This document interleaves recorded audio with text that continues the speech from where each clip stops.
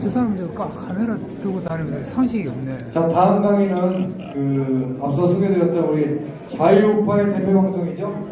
펜 앤드 마이크 대표이신 우리 정규재 대표님의 우리는 어떤 꿈을 꾸나 주제로 강의를 해주시겠습니다. 제가 대표님 제가 이거 말씀드려도 되나요? 그 펜 앤드 마이크 유튜브 방송도 하잖아요. 그 좋아요, 구독 눌러달라고 제가 말씀드려도 되나요? 안 걸리죠.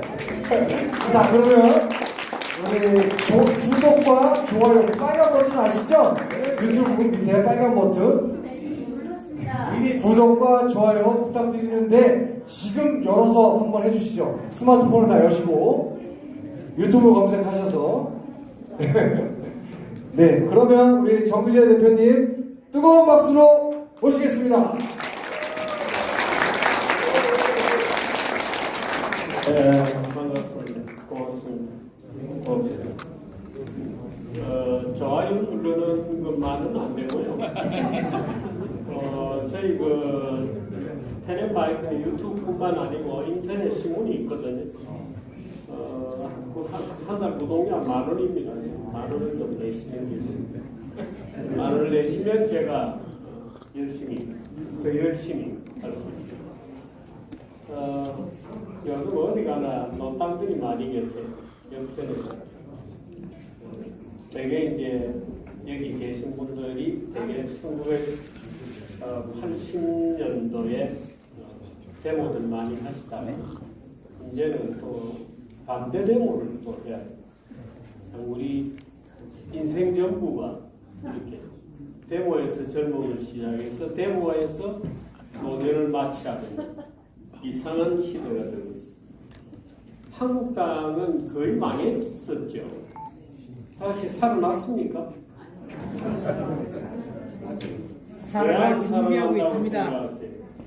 한국당은 언제 망했어요? 탄핵 때문에 탄핵 때문에 망했을까요? 서울시장이 이상하게 되고 더 망한 거 아니에요?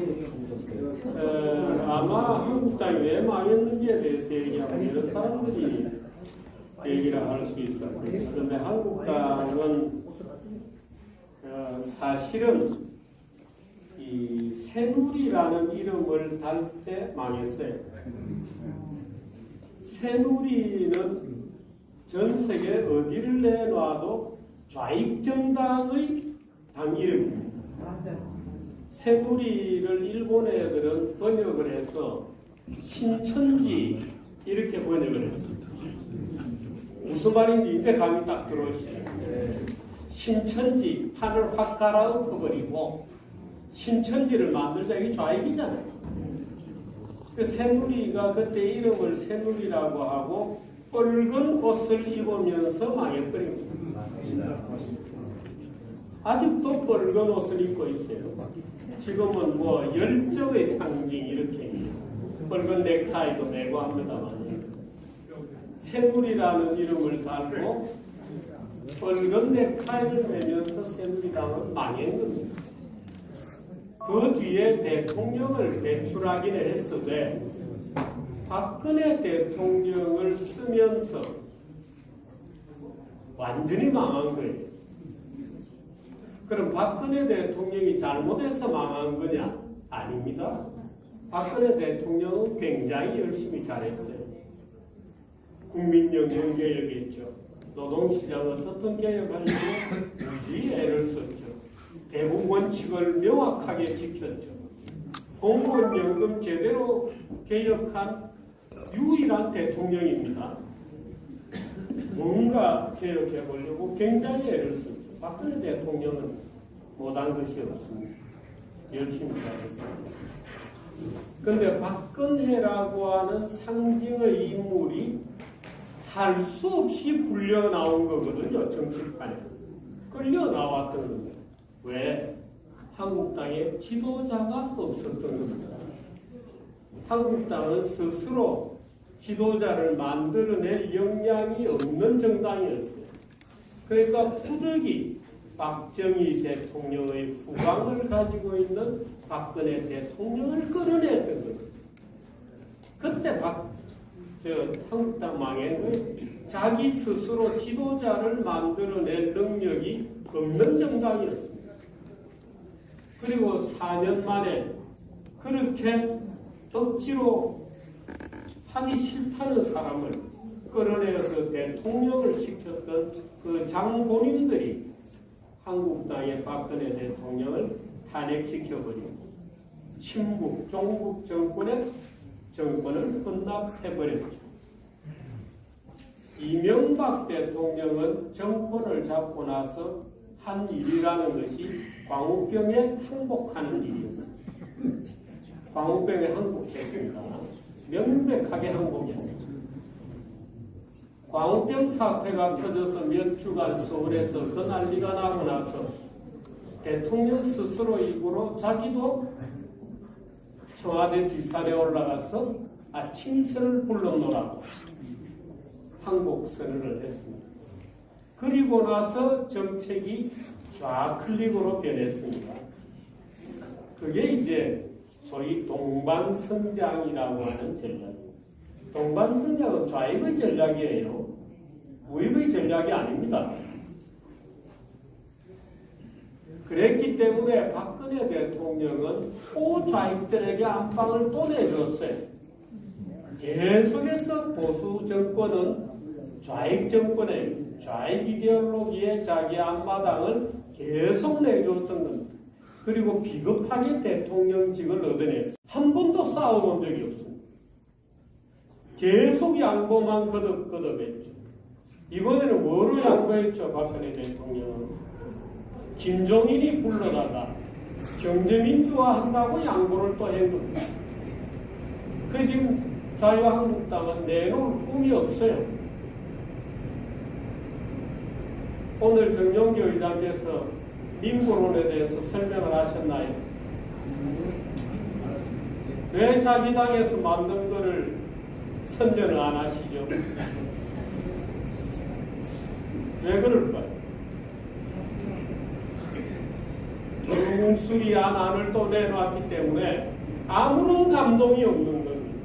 민부론이라고 다 말은 들었어요. 여러분은 누구나 당에 가까이 계시거나 당원이시거나 당직자이시거나. 그런데도 민부론이 뭐죠? 하고 물으면 뭐다 얘기하실 수 있어요? 없습니다. 왜 없죠? 그러면 아무 생각도 없는 당이 내년 총선에서 무엇으로 표를 달라고 할 거냐? 문재인이가 개판 쳤으므로 그거밖에 없죠. 물론 원래 선거는 상대적인 거예요. 그래서 민주당이 개판을 쳤기 때문에 나라를 팔아먹으려고 하고 있기 때문에 대한민국의 역적 짓을 하고 있다. 이제 급하니까 문재인 대통령이 아베한테 어제 앞으로 좀 잘 지내봅시다 하고 말을 붙여보고 있는 중이에요. 아베는 아직 거들떠보지도 않거든요. 문재인은 조직적으로 한일 관계를 깨고 있습니다. 일부러 깨는 거예요. 일부러 깨고 있습니다. 아마 강남에 사시는 여러분들도 만일에 지지하셨나요? 일부러 깨는 거. 누구로부터 명을 받았느냐? 중국의 지시를 받고 깨는 겁니다. 그게. 이 정부 처음 들어섰을 때 중국에 약속을 했거든요. 앞으로 대한민국은 중국 문제에 있어서 3불 원칙을 지키겠노라. 그 3불은 중국의 요구예요. 사드 배치 더 안 하겠다. 더 안 하고 있잖아요. 미국의 미사일 방어 시스템에 들어가지 않겠다. 그 다음이 한미일 동맹에 들어가지 않겠다. 그래서 지소미아를 깬 겁니다. 착착 계획대로 하고 있는 겁니다. 처음에 계획했던 겁니다. 그래서 위안부 합의를 먼저 깨고 판사들 몇 명 감옥에 가두고 나니까 판사들이 슬슬 기죠.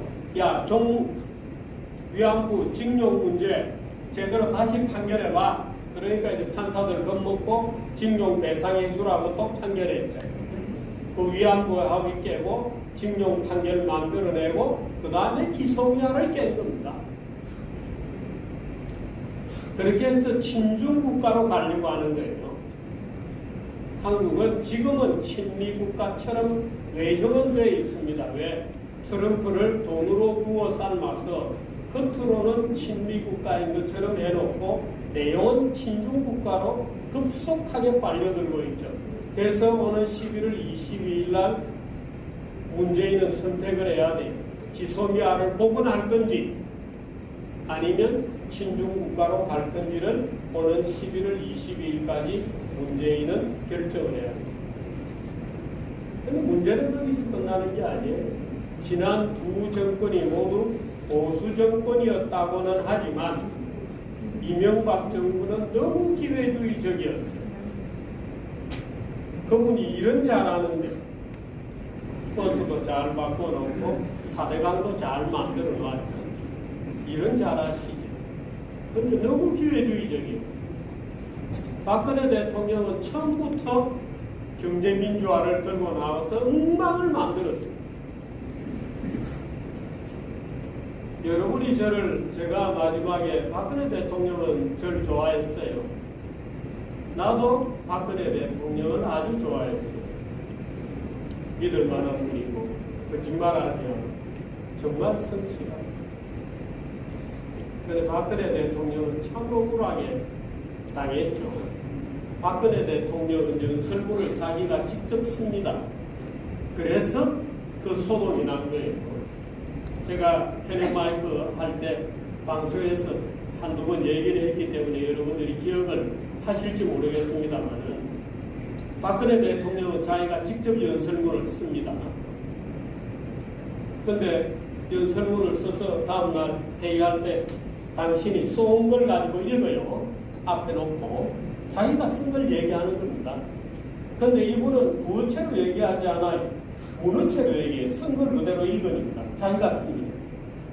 근데 문장이 굉장히 좋아요. 그래서 제가 그 당시 경제수석한테 가서 물어봅니다. 야, 오늘 연설문 누가 썼어? 자기가 써줬나? 아닌데. 야, 오늘 연설문 멋진데? 누가 써줬어? 한번 알아봐. 경제수석이 경제 관련 연설문을 써주지 않았다는 거예요. 그러면 누가 써줬냐? 그래서 지목된 사람이 존재하지도 않는 정윤회가 써줬다고 된 거예요. 나중에는 그게 최순실로 둔갑을 한 거예요. 누가 쓰냐? 대통령이 직접 쓰는 거예요. 대통령은 너무 양심이 발라서 나중에 JTBC가 최순실이가 연설문을 고쳤다고 하니까 대통령이 자백을 했어요. 그 자백이 웃기는 겁니다. 나는 연설문 써서 최순실한테 읽어보라고 준 적이 있어요. 읽어보라고 준 적이 있어요. 동네 아줌마한테. 야, 이거 일반 시민들도 이해할 수 있는지 동네 아줌마인 당신이 한번 읽어보라고 준 거예요. 근데 그것을 중앙일보가 최순실이가 조종을 했다는 것으로 바꿔놨죠. 참 어리석은 언론이고 그런 시인을 해서는 안 되는데 이상한 시인을 한 겁니다. 그 완전히 둔갑됐죠. 누군가가 써주는 것을 최순실이가 읽어보고 최순실이가 하는 일은 이거예요. 대통령에게 옷 갖다 주는 거예요. 옷 관리해줄 사람이 없으니까 옷 갖다 주는 거예요. 그 다음에 최순실이가 했던 아주 중요한 게 또 한 가지 일이 있어요. 최 대통령에게 시중에 돌아다니는 객적은 농담을 하나씩 두 개씩 가르쳐 드리는. 그 대통령이 한 번씩 무슨 회의할 때 약간 싱거운 농담을 하잖아요. 그게 최순실이가 가르쳐 주는 거예요. 시중에는 요즘 이런 농담이 있어요. 하면 이제 대통령이 그 얘기를 한 번씩 써놓는 거예요. 왜 당했냐? 대통령은 최순실이가 당신에게 누구입니까? 라고 물었을 때 최순실이는 나의 몸종이다 이렇게 얘기를 해야 되는데 그 얘기를 못한 겁니다. 나는 그저 최순실은 그저 옷 갖다 주고 이런 사람이 있잖아요. 최순실은 한여 불과한 사람이다고 얘기를 못하는 거예요. 그게 저렇게 마녀가 돼. 대통령이 점잖아 가지고 그런 말을 못하는 거예요. 마녀가 돼. 근데 그건 지나간 얘기고, 여러분 이렇게 비전을 한번 가지고 제가 얘기 드릴 것은 꿈이에요. 꿈에 관해서 한국당은 어떤 꿈을 가질 수 있는가. 자유한국당은 한 번도 자유의 가치를 가지고 대한민국을 설계해 본 적이 없는 정당입니다. 더불어민주당 못지않게 끊임없이 선거 때마다 중간으로 좌파 정책을 적당히 넣어서 중원지대로 나가보려고, 중도를 끌어보려고 끊임없이 중간으로 갔죠. 더불어민주당이 왜 저렇게 좌익이 됐냐고요? 더불어민주당은 극좌입니다. 극좌 종북들입니다. 그런데 어떻게 해서 대한민국에서 극좌 종북이 정권을 잡게 되었냐? 어떻게 했길래? 새누리당이 중간에 와가지고 개판을 쳤잖아요. 그러니까 민주당은 저 왼쪽으로 계속 밀려갈 밖에는 거리가 없는 거예요. 새누리당이 오른쪽에 확실히 깃발을 들고 나라를 건지겠다고 싸워본 적이 없어요. 단 한 번도 싸워본 적이 없어요. 지금 또 저러고 나오고 있어요. 또 어떤 정상들이 모여서 선거는 그래도 중원지대를 잡아야 된다. 그럴듯하게 보이는 얘기를 내세우면서 또 공화주의가 어떻다느니, 여러분 아마 여러분이 그런 얘기하고 다니실지도 몰라요. 공화주의를 주장하는 자에게 물어보세요. 공화주의 그럴듯하게 듣기는 좋은데 그래서 어쩌자는 거냐? 없습니다. 그런 게. 공화주의라는 말로서 네가 하고 싶은 거는 뭐냐? 물어보면 없어요. 뜬구름 잡는 얘기입니다. 다 함께 잘 살아보세요. 이런 거짓말이나 똑같아요. 다 함께 잘 살아보세요. 그 거짓말입니다. 왜 거짓말이죠? 다 함께 잘 살 수 없어요. 무엇을 하든 간에 잘 사는 자와 못 사는 자가 우리 머릿속에는 달라집니다. 실제로는 되게 비슷해요. 잘 사는 자와 못 사는 자로 나뉘어져 있지 않습니다. 세상은 소수의 잘 사는 자와 소수의 못 사는 자가 있고 나머지는 대체적으로 비슷해요. 잘 사는 자, 못 사는 자로 나뉘어져 있다는 생각은 우리 속에 있는 좌익적 세계관이 만들어내는 토상들입니다. 대부분의 경우에는 우리들처럼 비슷한 거예요. 크게 차이 나지 않습니다. 그런데 우리 머릿속에는 굉장한 차이가 있는 것처럼 착각해요. 그럼 절대로 어떻게 하겠느냐? 예를 들어서 이번에 민부론이 발표됐잖아요. 근데 우리는 아무도 모릅니다. 민부론의 내용에 대해서. 네. 민부론 여러분들이 다시 돌아가서 찬찬히 읽어보면 꽤 그럴듯한데 결정적인 약점이 뭐냐? 좌익이 10걸음만큼 왼쪽으로 갔다. 그럼 민부론은 10걸음 가지 말고 5걸음만 가자 이렇게 돼 있어요. 좌익이 10걸음 왼쪽으로 가면 자유한국당은 오른쪽으로 10걸음을 가야 되는 겁니다. 그런데 무엇이 두려워서 좌익이 10걸음 가는데 우리는 5걸음만 가겠다 이러고 앉아있어요. 그러니까 아무도 감동이 없는 거예요. 대한민국의 전과자가 몇 명이나 되는지 아세요? 1000만 명입니다. 여러분 중에 4분의 1은 전과자예요.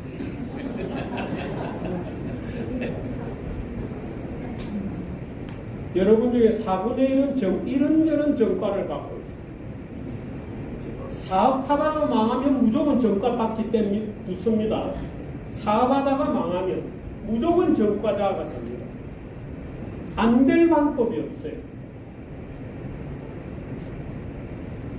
대한민국의 4분의 1, 성인의 4분의 1이 전과자인 나라. 그 나라가 좋은 나라입니까? 희한한 나라잖아요. 어떻게 문명국의 전과자가 성인 남녀의 4분의 1이 전과자인 나라.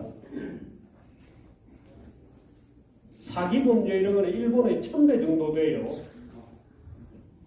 사기 범죄는 특정 지역은 보험 사기를 독점하고 있습니다. 그 동네는 대한민국 한방병원의 절반이 그 도시에 있습니다. 교통사고 사기 범죄의 절반이 그 도시에서 일어납니다. 가장 정치적으로 응집된 도시죠. 참 기가 막히죠. 가장 정치적으로 응집된 그 도시. 대한민국 보험사기의 절반이 그 도시에서 일어납니다. 어디에서? 한방병원을 매개로. 여러분 중에 한의사분이 계시면 그거 고쳐야 해요. 그거 안 고치면 안 돼요. 어떻든 보험 사기꾼을 포함해서 사기 범죄가 억수로 많은 나라입니다. 결과적으로 1000만 명이 전과자인 나라입니다. 그럼 대한민국에 왜 1000만 명이나 전과자가 생겼나? 인종이 열등해서 그럴까요? 아닙니다. 대한민국 법체제가 걸핏하면 국가가 개입하는 형사범죄로 쫙 되어 있습니다. 법 만들어지면 고치질 않아요. 양재대로에 저는 자전거 타고 쭉 양재대로로 해서 탄천으로 팔당까지 자주 주말마다 자전거 라이딩을 나가거든요. 양재대로에서 자전거를 타다 적발되면 벌금 3천만 원의 형사범죄를 구성합니다. 아셨어요? 모르셨죠? 그런 법이 있었습니다. 없애지도 않아요. 없애지도 않습니다. 요즘은 남성들도 미장원에 가서 많이 깎죠. 이 미용법에 의하면 남자가 여자 미용실에 가서 머리 깎으면 그런 법들이 무지하게 많아서 장차 이 나라 경찰들이 수사권을 쥐고 나면 글만 걸리는 겁니다. 누구라도. 민중의 몽둥이가 될 거예요. 민중의 지팡이가 아니고. 우리나라는 국민들의 모든 행동을 형사범죄로 다스리는 세계에서 유일한 구소련 공산당의 국가 아닌 유일하게 국민을 가상의 범죄자로 취급하는 국가입니다. 우리나라는 아직도 조선시대의 형법체계를 갖고 있고 일본 애들이 만들어놓은 식민지 국민을 다스리기 위한 범죄 목록을 아직도 갖고 있는 나라. 그거 안 고칩니다. 그래서 대한민국에는 끝발 좀 부리고 정치 좀 하고 하는 자들이 전부 법조 출신입니다. 전부 판사, 검사, 변호사들이 대한민국을 엉망으로 만드는 거예요. 왜? 대한민국 법체계가 그렇게 된 거예요. 대한민국 법체계. 대한민국에서 대한민국을 완전히 세판 짜자. 그런 법이 어디 있냐? 공산국가에나 있는 법이. 웬만한 거는 민사로 돌려라. 개인들끼리 붙어서 소송으로 가야지. 왜 국가가 끼어드냐 말이야. 지금 원가 공개 안 하면 형사범죄 되어 있습니다. 기업들이 원가 공개 안 하면. 원가 공개 안 하면 그 이해 당사자들이 소송 가면 될 거 아니에요. 근데 그걸 국가에 들어서 형사범죄로 처단하는 나라가 대한민국. 이래가지고 누가 기업하겠어요? 누가 기업하겠어요? 조금만 안전사고 나면 사장이 감옥에 가야 되는 나라입니다. 이래가지고 누가 하겠어요? 누가 기업을 하겠어요? 조선시대 국가 체계로 지금 되어 있습니다. 박근혜 대통령 시기에도 그랬습니다. 똑같습니다. 이 좌빨들이 하는 거나 북한 정책 외에는 크게 다를 것도 없어요. 물론 박근혜 정부를 문재인 정부에게 비교하는 것은 어불성설이긴 하지만 박근혜 정부 때 법학한다는 인간들이 갑자기 민법을 고친다 그랬어요. 그래서 민법을 고친다고 세미나가 열리고 난리가 났어요. 어떻게 고치느냐? 아버지가 죽으면 남은 재산은 엄마에게 무조건 다 넘어간다. 그렇게 바꾼 겁니다. 아버지가 죽으면 남은 재산은 전부 엄마에게 넘어간다. 여러분 찬성하세요? 그 정책에 대해서 개인은 찬성할 수도 있어요. 아, 그거 좋겠다. 이유는 이런 겁니다. 홀로 된 엄마를 끝까지 잘 모시라고. 왜? 그 엄마가 죽으면 어차피 자식한테 올 거니까. 홀로 된 엄마를 잘 모시라. 근데 그게 법입니까?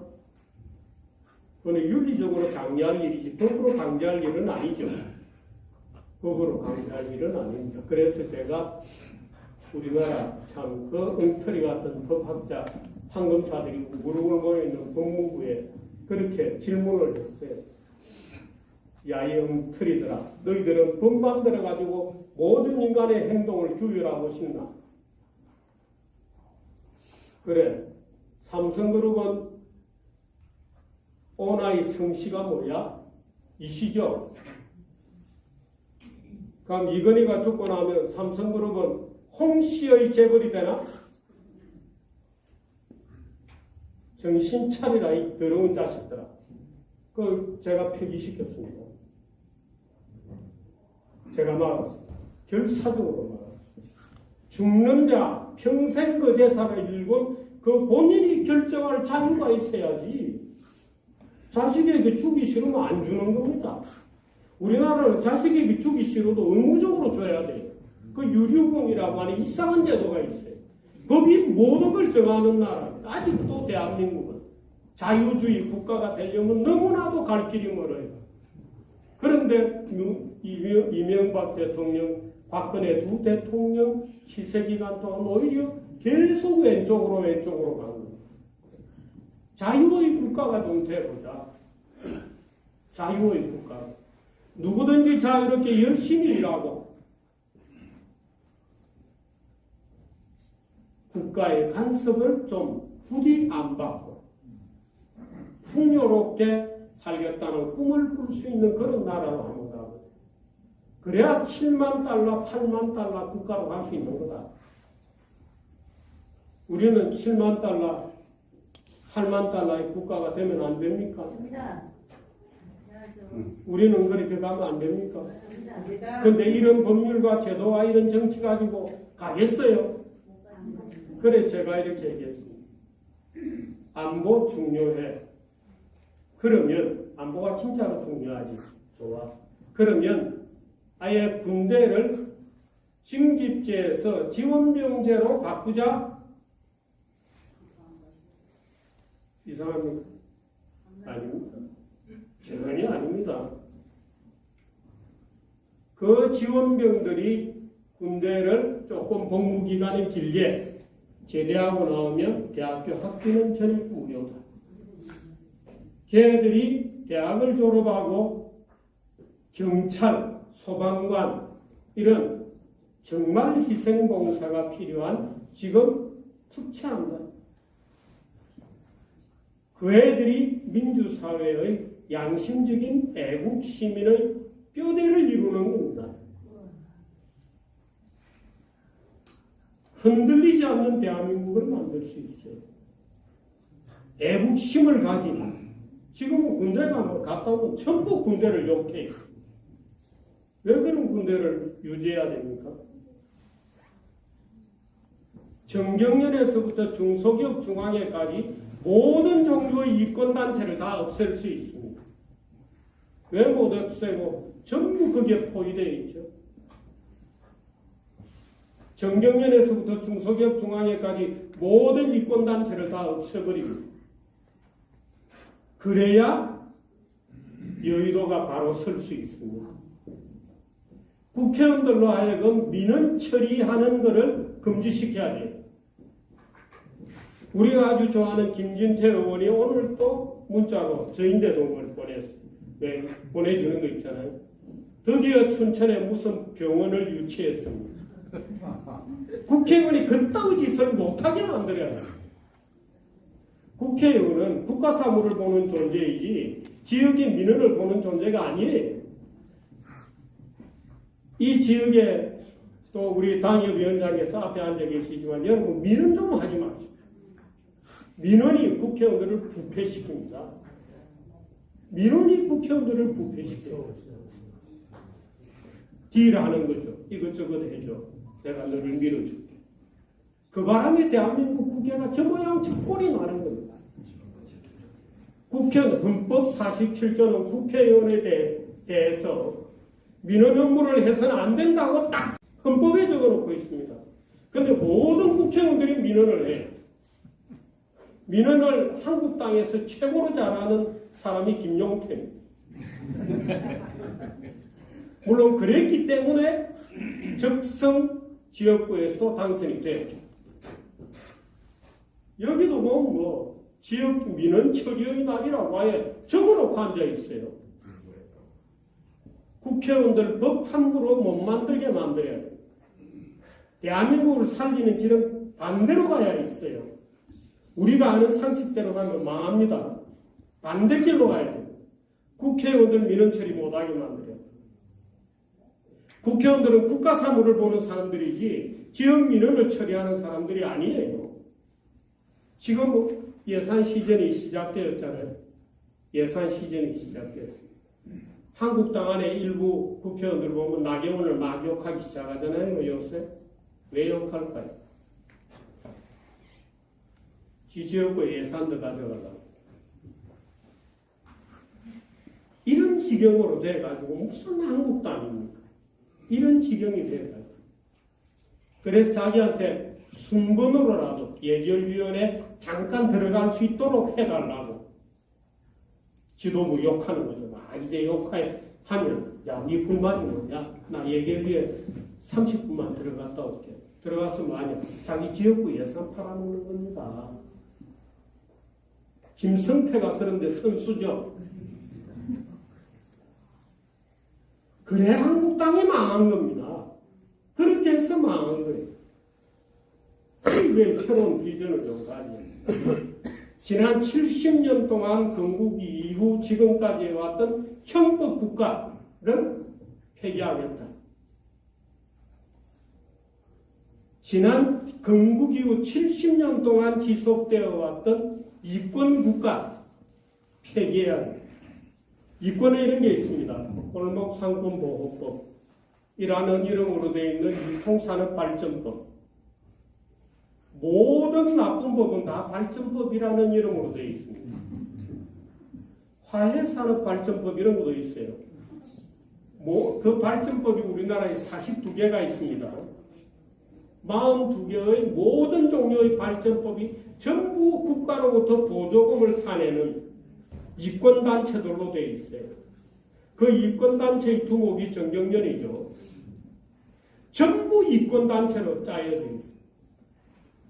그 이권단체를 조직한 것이 지금 이 정부가 하고 있고 박은순이 좋아하는 조합이라는 거예요.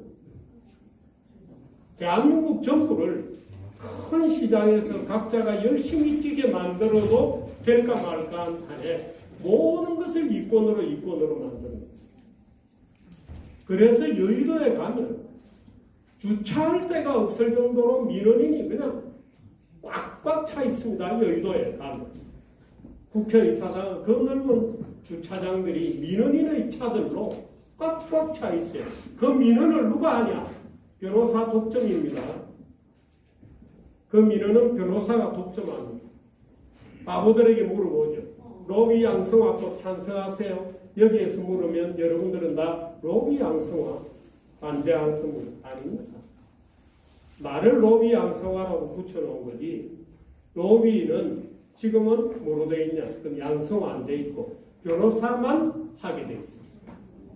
그 로비 양성화법이라는 것은 변호사 독점법을 깨는 겁니다. 혹시 우리 변호사들이 싫어할지 모르겠습니다. 그래서 우리나라는 법조 이권 국가로 되어 있는 겁니다. 뭐 이런 것들이 한두 개가 아닙니다. 그런데 민국은 어디에도 이런 내용이 없어요. 4차 산업 AI 시대가 온다고 맨날 떠드는데 평준화를 깨겠다는 주장이 한국 땅에서도 안 나옵니다. 절대로 안 나옵니다. 평균화 가지고 AI 시대에 머리 좋은 애들을 길러낼 수 있나요? 못 길러냅니다. 애들 공부를 안 시키는데. 그런데도 한국당은 아직도 겁이 나서 안 시킵니다. 평균화 계좌 얘기를 아직도 안 해요. 그러니까 전부 적당히 예? 전부 적당히 그러니까 민물원에서 건져 먹을 게 아무것도 없다요. 아무것도 없다. 전부 적당히 하고 있어요. 그저 어느 쪽에서든 욕 안 먹으려고. 그래서 여러분들은 적어도 강남구만큼이라도 대한민국에서 최고의 지성인들이 사는 여기서만이라도 제대로 된 비전을 만들어보자 하고 제안을 하시고 자유로운 국가, 대한민국 그동안에 이승만 대통령이 만들고 박정희 대통령이 키워왔던 국가, 이제는 이 패러다임, 그 다음에 87년도 이후에 소위 민주화 패러다임의 70년 전부를 총결산하는 큰 전쟁을 한번 벌여보자. 그 70년 전부를 정리하는 한국당의 비전을 한번 내보자 하는 각오를 또 그런 생각들을 해주시기를 부탁드립니다. 지금 현 상태로는 그저 한국당이 무엇이 더불어민주당하고 갖고 다른 겨우 이제 북한 핵 문제에 대해서도 북한 핵 문제에 대해서 민평론도 들여다보면 별로 차이가 없어요. 그저 자유통일이라는 말이 들어있는 정도. 북한에 대해서 어떻게 하겠다는 핵심이 빠져 있습니다. 북한을 민주화하겠다든가, 북한의 김정은은 절대로 수용할 수 없다든가, 국민들이 타고 와닿는 명제가 있어야 되잖아요. 그저 북한은 어째도 좋은 듯이 그저 자유통일만 되면 자유통일, 김정은을 용인하겠다든가, 김정은이 있는 동안에는 북한하고 우리 절대 대화를 안 한다든가, 북한이 어떤 단계까지 민주화해 오면 그때는 우리가 북한하고 대화를 하겠다든가, 구체화된 아무런 비전이 없는 거예요. 북한의 핵은 절대로 용인할 수 없다고 선언하고, 김정은이 니는 용인될지 모르지만 북한의 민주화가 어느 단계까지는 와라. 그러면 우리는 도와주겠다든가. 정책이 없어요, 정책이. 지금 국회의원들은 겁을 먹고 있습니다. 한국당의 국회의원들. 겁먹고 있어요. 왜? 유권자들이 안 따라오거든요. 그런 얘기 내용 유권자들이 부담스럽게 생각하거든요. 그래서 겁이 나서 안 내려오거든요. 놓고 강하게 끌면 순식간에 넘어오거든요. 영혼의 불길처럼 자유국가에 대한 동경, 우리는 그런 자유의 시스템을 통해서 풍요로운 사회로 갈 수 있다. 이제 가난은 벗어났다. 이제부터는 풍요로운 국가로 가는 거다 하는 큰 비전을 한번 세워보시죠. 안 될 것 같습니까? 가능합니다. 다른 데는 몰라도 여기서는 됩니다. 아니, 강남에서는 되어야 됩니다. 그게. 그래서 우리가 그걸 끌고 나갈 수 있도록 여러분들이 힘을 모아주시기 바랍니다. 펜앤마이크가 선전은 열심히 할 테니까 여러분들이 잘 끌어주시기 바랍니다. 고맙습니다.